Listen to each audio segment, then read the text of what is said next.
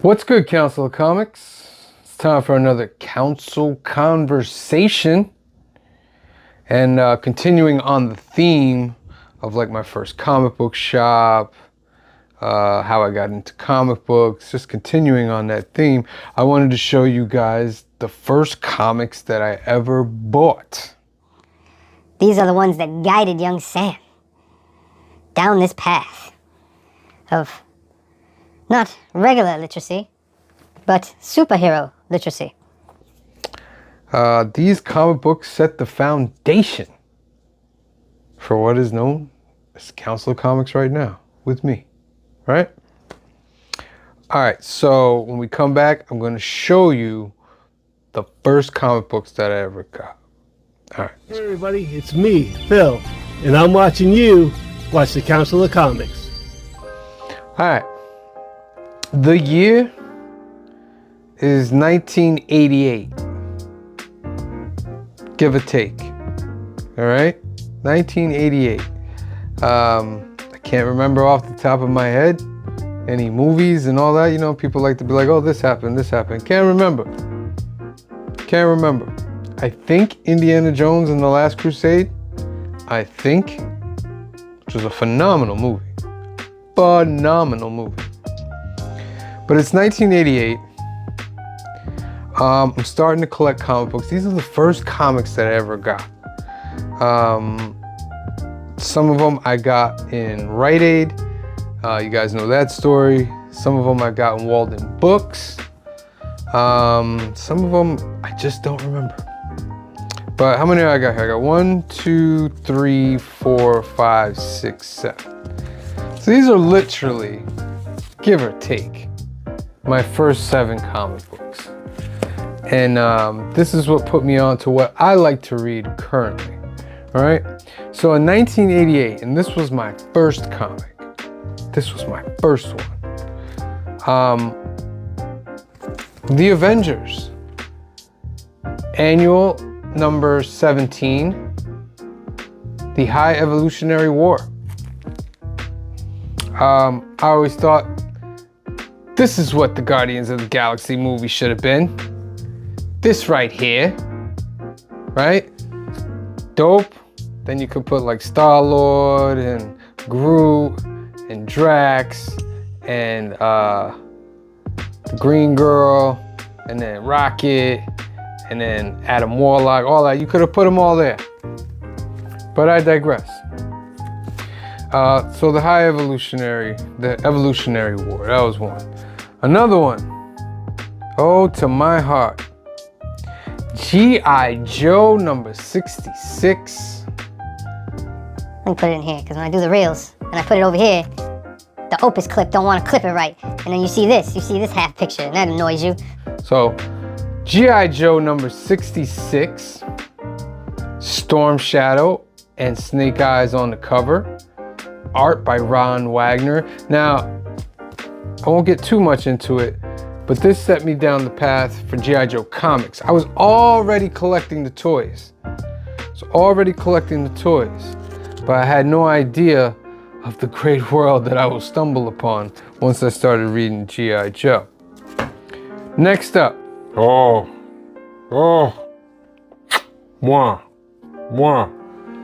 Punisher War Journal, number 6. Drawn by Jim Lee, the greatest, with a dope Logan on the cover with the Punisher's little jersey right there. It's also a newsstand. Didn't care about that back then, but I thought I'd let you know because you guys care about it. Dope. Ha, Jim Lee. Jim Lee. You did a thing to me, Jim Lee. You did a thing to me. This was a dope issue. I can't wait to go over it with y'all. It's gonna be another video, but this was a dope issue. Another one. What if Wolverine was an agent of S.H.I.E.L.D.? This set me down the path of what ifs. I love what ifs. Because I think the next issue was the Spider-Man black suit one, or was that before that? I'm not sure. But this has a Rob Liefeld cover, probably one of his best covers ever. Liefeld. Very dope. I wonder if he drew the interior. We'll find out when we go over that video. But this was a dope story. Dope story. The next one is The Amazing Spider-Man number 11 with Mysterio, drawn by Todd McFarlane, the man. Man, when I open that first page with this Todd McFarlane art, I was hooked. McFarlane was doing things that nobody else was doing. Nobody. And he made Spider-Man cool. Like, not that he wasn't cool before, but like super cool. Very, very dope. And what was cool about these, and we'll go over it when we go over this issue, is that McFarlane loved to put a spider in all of his covers, and you would have to find it. And there's that one right there. Very dope. McFarlane. Talk about McFarlane for days. All right? Talk about him for days. Next up, Classic X-Men number 30. Now back then I had no idea what was classic, what was whatever. It just said Classic X-Men, and then I kind of got the gist that it was a reprint. And it's one of the reprints of the John Byrne era against Arcade. Very, very dope. This has 2 stories in it. One is a reprint. One is a brand new story. But when we go over that, we'll see about Arcade, one of the X-Men things. But just the cover had me buying it when I was a kid. With the Hulk and Wolverine. It was just so dope. So dope. And the last one is Uncanny X-Men 242 Inferno. Giant Size Spectacular. Drawn by Marc Silvestri. Oh my goodness, Marc Silvestri. Written by Chris Claremont. When we go over this, it's gonna be a treat because this was one of my favorites. Just look at that cover. This is X Factor. They're the original X-Men, and they were fighting the now X-Men. And Wolverine was like that. I was like, Wolverine looks crazy. I gotta see that. Storm looks wild, and Havoc was dope. And then Madeline Pryor up in there, like, come on. This was dope. 1988, man. I tell you, it had this movie. It had this movie. It had this movie. And it was just, oh man, it was, what you guys don't understand about the 80s is that it was new ground. People were experimenting with new things when it came to like toys and comics and cartoons. These were new styles of things. Yeah, there's always been cartoons, there's always been comic books, and there's always been toys. But this was the era where it was like action-packed and it stood out. And you could see the next leveling. And the 90s was only 2 years down the road. So these books shaped me. I went on to collect Uncanny X-Men, G.I. Joe, What If, Amazing Spider-Man. Those were my main ones. And then I would drift off into other things if it was cool. Depending what was on the rack, what was on the spinner rack, what was on the wall, at the Rite Aid or wherever it was. Just depends. And G.I. Joe. You guys know, I'm G.I. Joe to this day, son. Energon Universe to this day, son. And just the G.I. Joe was the ninjas. Larry Hama putting the ninjas in with the military. It was just so dope. With the X-Men, it was just the mutants were, they were still hated, but they were kind of like outcasts a little bit when we pick up with them in Inferno. And they were just good guys, just being hated. The Punisher and Wolverine, Jim Lee's art in the jungle, them fighting, just phenomenal. The High Evolutionary, and who he is, and reading that book again and just thinking about Guardians of the Galaxy, I'm like, you could have went somewhere, but you didn't. An Amazing Spider-Man I talked about with Todd McFarlane, just amazing art.